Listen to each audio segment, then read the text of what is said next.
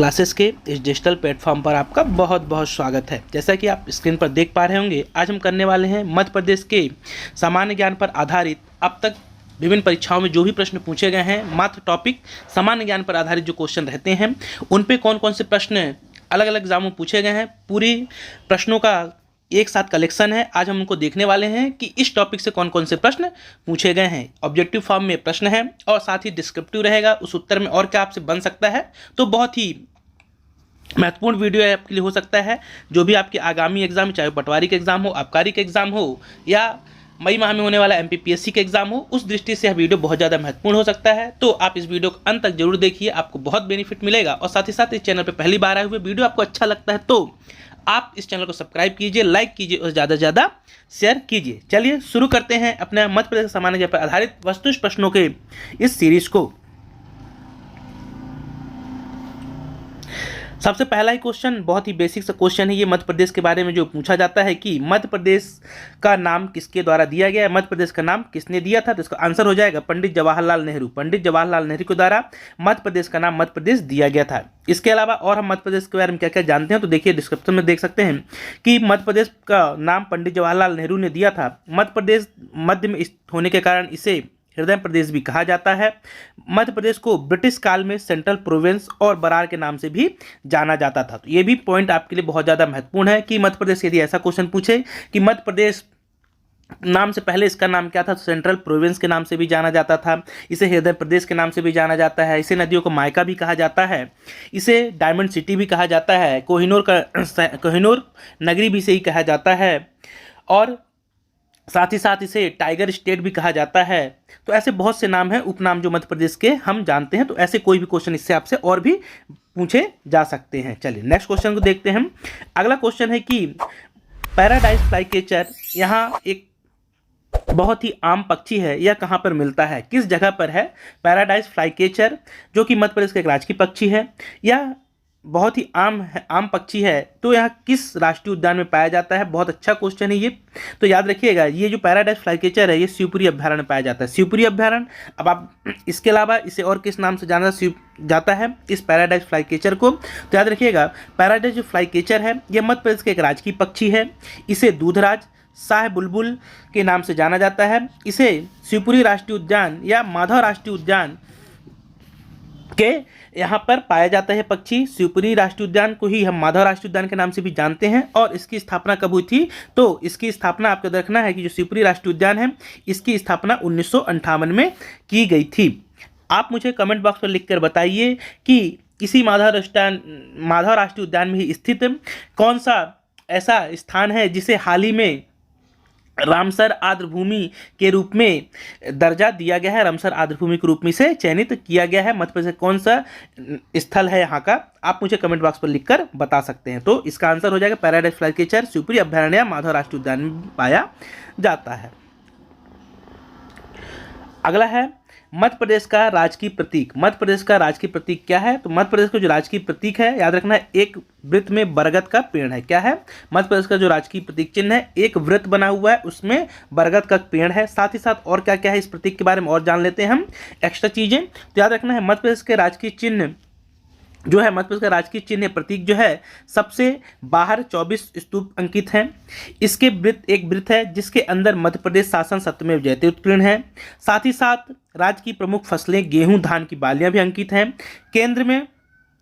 केंद्रीय वृत्त में अशोक स्तंभ की सिंह आकृति है और राज्य वृक्ष बरगद को दर्शाया गया है। आपसे क्वेश्चन क्या पूछा गया था कि मध्य प्रदेश का राजकीय प्रतीक कौन सा है, तो एक वृत्त में बरगद का पेड़ यह मध्य प्रदेश का राजकीय प्रतीक है। सबसे उपयुक्त जो है आंसर हो जाएगा आपका। चलिए आगे देखते हैं। नेक्स्ट क्वेश्चन है आपका कि मध्य प्रदेश का राजकीय पक्षी क्या है। मध्य प्रदेश का राजकीय पक्षी हमने देखा, पहले ही देख चुके इसको। तो मध्य प्रदेश का फ्लाईकेचर, यहाँ पे ऑप्शन दिया है फ्लाईकेचर, तो मध्य प्रदेश का राजकीय पक्षी है पैराडाइज फ्लाईकेचर। और मध्य प्रदेश के राजकीय पक्षी को किन नामों से जाना जाता है, तो हमने बता दिया कि दूधराज, इसे ही दूधराज बोलते हैं, शाह बुलबुल बोलते हैं इसे ही, यह मध्य प्रदेश का राजकीय प्रतीक के बारे में हम जान ले तो मध्य प्रदेश के राजकीय प्रतीक और राजकीय भाषा यहाँ की हिंदी है। राजकीय चिन्ह 24 स्तूपों की आकृति, मध्य में गेहूं, धान की बालियां, बरगद के वृक्ष, अशोक स्तंभ और राजकीय पशु के बारे में यदि हम बात करें, आगे हो सकता है क्वेश्चन भी आए इसमें। तो यहाँ का राजकीय पशु जो है प्रतीक चिन्हों में, राजकीय पशु की बात करें तो बारहसिंगा है। राजकीय पुष्प की बात करें सफेद लिली है। राजकीय वृक्ष यहाँ का बरगद हो गया। राजकीय मछली यहाँ की महासीर हो गई। राजकीय नाट्य यहाँ का माछ हो गया। राजकीय नृत्य राई हो गया। राजकीय फसल सोयाबीन हो गई। राजकीय खेल मध्य प्रदेश का मलखंभ हो गया और राजकीय नदी मध्य प्रदेश की नर्मदा हो गई। राजकीय फल आम हो गया। तो सभी के सभी प्रतीक चिन्ह आप एक साथ यहाँ पे देख सकते हैं कि मध्य प्रदेश की कौन एकदम से बेसिक सी जानकारी है मध्य प्रदेश के बारे में, जो कि हर एक परीक्षार्थी को या मध्य प्रदेश की जो भी तैयारी कर रहा है किसी भी एग्जाम को, उसके बारे में ये बेसिक चीजें आपको पता होनी ही चाहिए। चलिए आगे बढ़ते हैं। अगला क्वेश्चन जो इस यूनिट से पूछा जा सकता है या पूछा गया है एग्जामों में कि मध्य प्रदेश को पहले कहा जाता था या मध्य प्रदेश को पहले किस नाम से जाना जाता था, तो याद रखिए मध्य प्रांत के नाम से भी जाना जाता है। मध्य प्रांत बिल्कुल इसका सही आंसर हो जाएगा। 1950 में पूर्व ब्रिटिश केंद्रीय प्रांत और बरार, मकराई के राज्य और छत्तीसगढ़ के साथ मिलाकर मध्य प्रांत का गठन किया गया था। तब इसको मध्य प्रांत के नाम से जाना जाता था। और यहाँ के मुख्यमंत्री कौन बनाए गए थे, तो रविशंकर शुक्ल, पंडित रविशंकर शुक्ल को इस पूरे क्षेत्र का क्या सीएम नियुक्त किया गया था। चलिए अगला क्वेश्चन है आपका कि 1 नवंबर 1956 से पहले मध्य प्रदेश की राजधानी क्या थी। अच्छा क्वेश्चन है ये भी कि 1 नवंबर 1956 से पहले मध्य प्रदेश की राजधानी क्या हुआ करती थी। सही आंसर हो जाएगा नागपुर। पहले राजधानी इसकी क्या हुआ करती थी, नागपुर हुआ करती थी। डिस्क्रिप्शन देख लेते हैं इसका थोड़ा सा कि 1 नवंबर 1956 के पहले मध्य प्रदेश की राजधानी नागपुर थी, परंतु 1956 में भाषाई आधार पर राज्यों का पुनर्गठन के फलस्वरूप नागपुर महाराष्ट्र में विलय होने के साथ साथ तथा मध्य प्रांत में भोपाल सहित अन्य रियासतों को मिलने से नए स्वरूप में मध्य प्रदेश की राजधानी भोपाल बनाई गई। तो वर्तमान स्वरूप की राजधानी भोपाल, पहले की राजधानी नागपुर, जो पहले सीहोर जिले का ही एक तहसील थी। कौन सी, सीहोर जिले की तहसील थी कौन, भोपाल। राजधानी बनने के बाद 1972 में भोपाल को भी जिला घोषित कर दिया गया। तो ये पूरे डिस्क्रिप्शन आपको बहुत मदद मिलेगी। वीडियो आपको अच्छा लगे तो आपको लाइक करते जाइए, शेयर कीजिए ज़्यादा से ज़्यादा और सब्सक्राइब भी जरूर कीजिए। चलिए आगे बढ़ते हैं। अगला क्वेश्चन आपसे पूछा जा सकता है या पूछा गया एग्जामों में कि मध्य प्रदेश का राजकीय पुष्प कौन सा है। तो हमने बहुत डिस्कस कर लिया, सफेद लिली मध्य प्रदेश का राजकीय पुष्प है। अब इसमें और देख लेते हैं डिस्क्रिप्शन कि इस पौधे में जो सफेद लिली है, इस पौधे की वृद्धि के लिए गहरी दोमट और सिंचित मिट्टी की आवश्यकता होती है। इंपॉर्टेंट याद रखिए, कैसी मिट्टी चाहिए सफेद लिली के लिए, गहरी दोमट मिट्टी की आवश्यकता होती है जो कि सिंचित होती रहे। अगला क्वेश्चन है आपका कि निम्न में से मध्य प्रदेश की कौन सी राजभाषा है। तो मध्य प्रदेश हमने देखा कि राजभाषा हिंदी है। मध्य प्रदेश की राजभाषा कौन सी है, तो मध्य प्रदेश की राजभाषा हिंदी है। भारतीय संविधान के भाग 17 में अनुच्छेद 343 से अनुच्छेद 351 तक हिंदी भाषा का संबंध है। ये भी इंपॉर्टेंट है, ये भी आप ध्यान रखिएगा। पटवारी वगैरह का एग्जाम है जिसमें हिंदी भाषा का स्पेशल एग्जाम उसमें होना है, सब्जेक्ट भी है, तो उस दृष्टि से महत्वपूर्ण हो जाता है। ये वाला पॉइंट आप अच्छे से ध्यान रखिएगा। चलिए आगे बढ़ते हैं। अगला क्वेश्चन है कि मध्य प्रदेश का लोक नृत्य का नाम क्या है। मध्य प्रदेश का जो लोक नृत्य है इसका नाम क्या है, तो आपको बहुत अच्छे से ध्यान है। मध्य प्रदेश का जो लोक नृत्य है यह कौन सा है, मटकी और गणगौर। देखिए आप कोई राजकीय नहीं पूछ रहा है, सीधे सीधे पूछ रहा है कि मध्य प्रदेश के लोक नृत्य कौन कौन से हैं। बाकी जो ऑप्शन आपको दिए हुए हैं, बिहू असम में होता है, घूमर राजस्थान तरफ होता है, तो स्पेशली मध्य प्रदेश के कौन से लोक नृत्य हैं, तो मटकी और गणगौर मध्य प्रदेश के लोक नृत्यों में आता है। चलिए देख लेते हैं थोड़ा सा डिस्क्रिप्शन इसके बारे में कि मटकी जो है मालवा क्षेत्र तथा गणगौर मध्य प्रदेश के निमाड़ अंचल का प्रमुख नृत्य है। मध्य प्रदेश का लोक नृत्य मटकी है।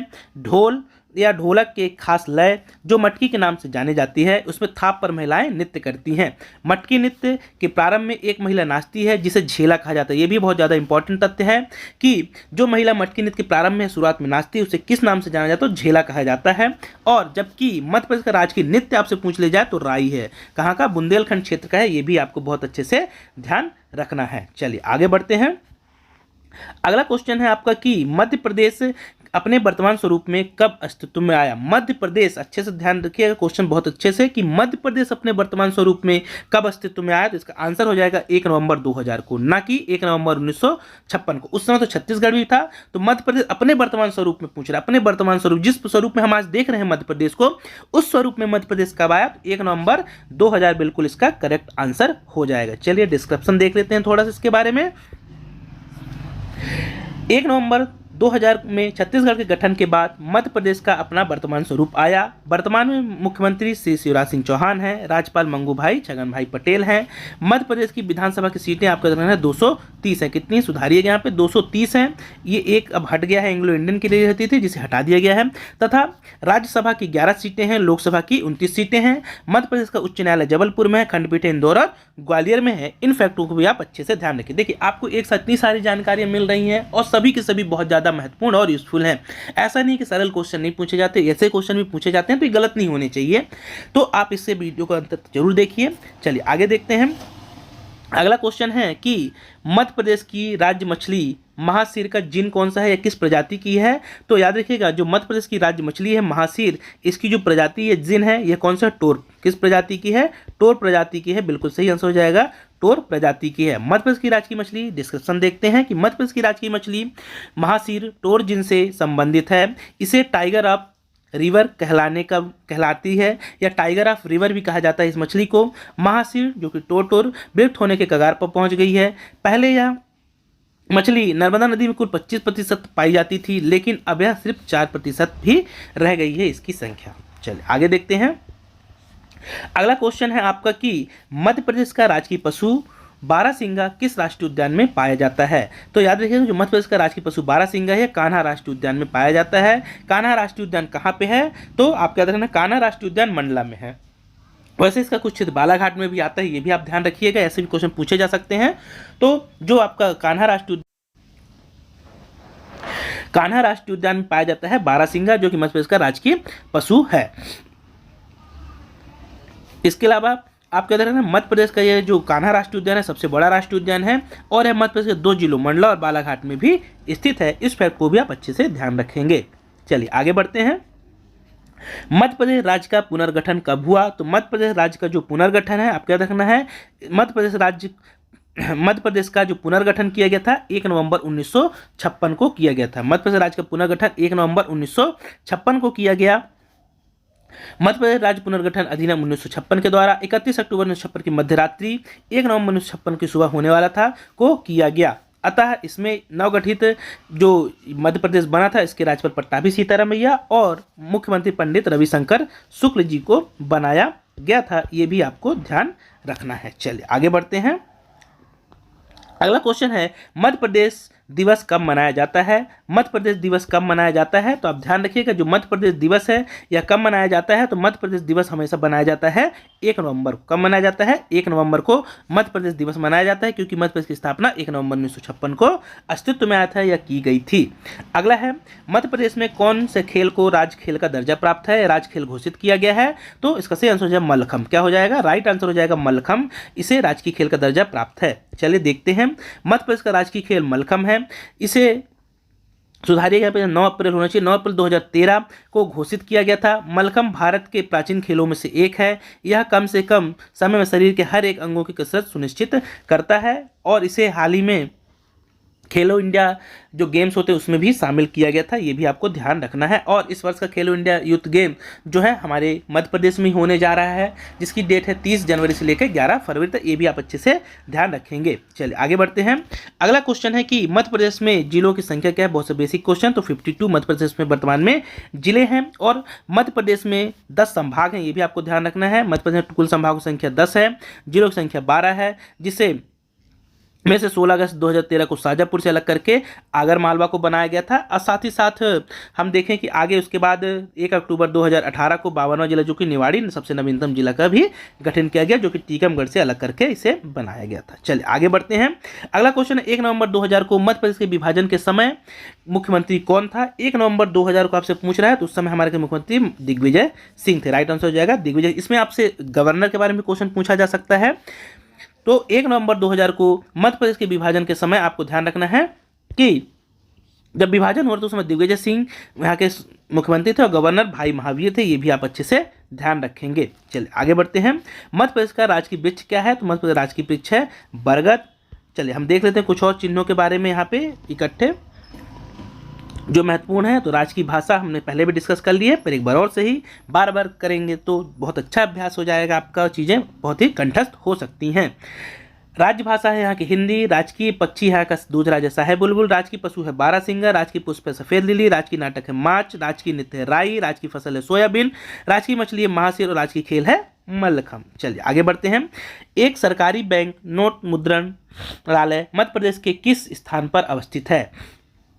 तो सीधा सीधा पूछना चाह रहा है कि नोट छापने का कारखाना कहाँ पे है, तो इसका आंसर हो जाएगा देवास में है। चलिए देखते हैं इसके बारे में थोड़ी सी डिस्क्रिप्शन और क्या महत्वपूर्ण जानकारी है इसके बारे में।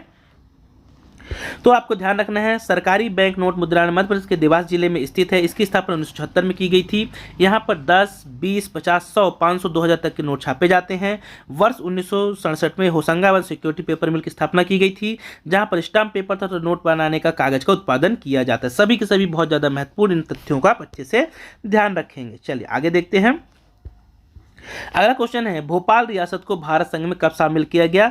भोपाल रियासत को भारत संघ में कब शामिल किया? 1949। बिल्कुल सही आंसर हो जाएगा इसका कि भोपाल जो रियासत इसे भारत संघ में कब मिलाया गया? तो 1949 में।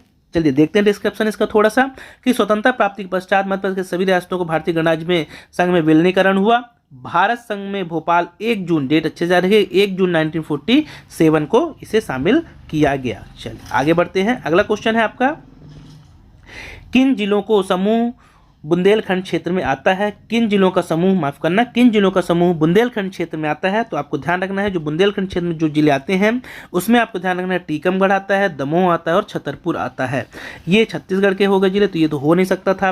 रीवा, शहडोल, सतना ये सब रीवा संभाग में आते हैं, अर्थात ये बघेलखंड एरिया में आते हैं। और मंदसौर, रायगढ़, सिवली ये ऊपर वाले क्षेत्र में आते हैं, जो मालवा वाला क्षेत्र उसमें। तो इसका सही आंसर हो जाएगा डी, बिल्कुल सही आंसर हो जाएगा। और आपको डिस्क्रिप्शन देख लें, ये भी इंपॉर्टेंट है कि मध्य प्रदेश के प्राकृतिक भागों में से एक बुंदेलखंड पठार है। यह ग्रेनाइट और नीस चट्टानों से निर्मित है। मतलब बुंदेलखंड पठार किन चट्टानों से? तो ग्रेनाइट व नीस चट्टानों से निर्मित है। इसके अंतर्गत कौन कौन से जिले आते हैं इनके अलावा? उसमें 3 ही दिया है, तो और याद रखना है, टीकमगढ़, दमोह, छतरपुर के अलावा दतिया, शिवपुरी जिले भी इसी के अंतर्गत आते हैं कुछ। ठीक।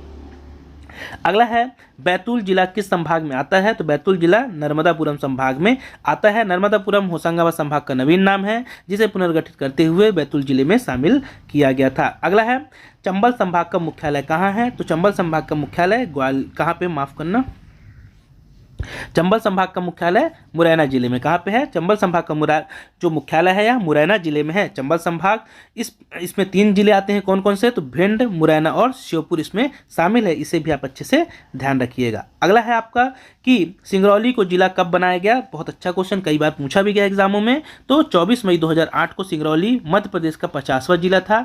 ये भी आपको अच्छे से ध्यान रखना है। डिस्क्रिप्शन में देख लेते हैं और क्या क्या चीज़ें सिंगरौली से संबंधित।